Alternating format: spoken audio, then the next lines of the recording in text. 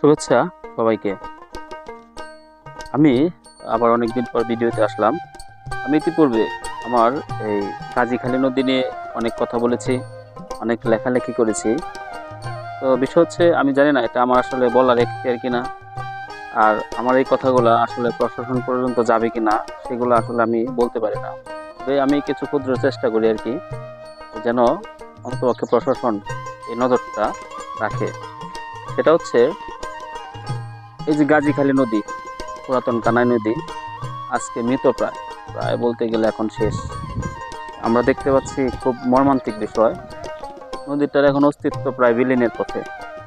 তো বিষয় হচ্ছে, এই নদীকে বাঁচাতে হবে। আমাদের প্রশাসন এবং আমাদের এলাকাবাসী যদি ঐক্যবদ্ধ হয়, তাহলে এই নদীকে অবশ্যই বাঁচানো সম্ভব। এই নদীর সাথে আসলে জড়িয়ে আছে অনেক স্মৃতি। এই নদীকে ঘিরেই আসলে এখানে অনেক কৃষিকার্য হচ্ছে। এই নদীটা আজকে দূষিত হয়ে পড়েছে। এই নদীর দূষণের ফলে আপনার এখানকার কৃষিকাজে বড় ধরনের প্রভাব পড়ছে। আমাদের এই যে পাটটা দেখতে পাচ্ছেন, এটা মূলত হচ্ছে মানিকগঞ্জ জেলা, এবং এদিক দিয়ে প্রচুর পরিমাণে আপনার সবজির আবাদ হয়। তো সেই সবজির আবাদে আপনার প্রচন্ড পরিমাণে আপনার এই নদীর পানিটার প্রভাব পড়ছে। আর জীব বৈচিত্র্যের কথা কি বলবো, মাছ তো, দেশি মাছ তো হারিয়ে যাচ্ছে।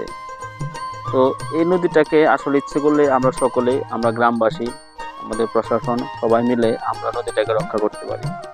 আমাদের কয়েকটি কোম্পানি, কয়েকটি যারা নদীতে আপনার দূষণের জন্য যে পানি ছাড়ে, সেগুলো থেকে আসলে বাঁচানো দরকার। আপনার এই নদীটা আপনার প্রচুরই পানা সমৃদ্ধ।